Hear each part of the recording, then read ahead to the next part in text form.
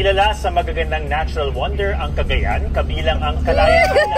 Pero kahit ilang taga-Cagayan, bihira raw mapuntaan ang mga isla na hitik sa mga pang-travel bucket list na attraction. Cheetah dyan sa report dito. Mataas ng waterfalls. Wow! Sarap ng pagkain. Malamig at preskong kuweba at malawak na nalampasigan. Sabing underrated destination ito dahil pati mga taga-Cagayan di akalaing may ganito kagandang pasyalan sa kanilang probinsya. Parang matransport.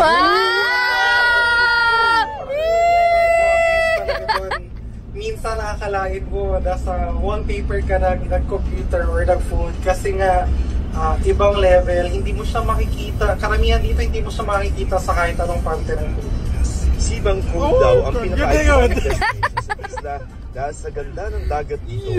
Pwede namang masilayan ang baybayin mula sa Parola o Lighthouse sa tuktok ng Nagulungan Hills. May kakaibang swimming experience naman sa Lusok Cave.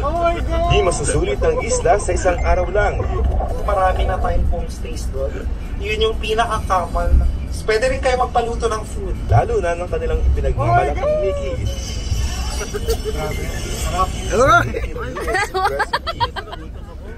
Makakatikim din ng lobsters kapag sumakto sa season at iba't ibang seafood.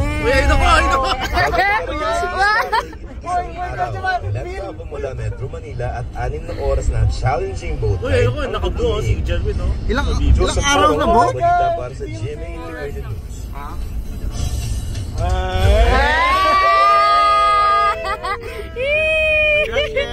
Congrats! Para sa mas malawak na paglilingkod.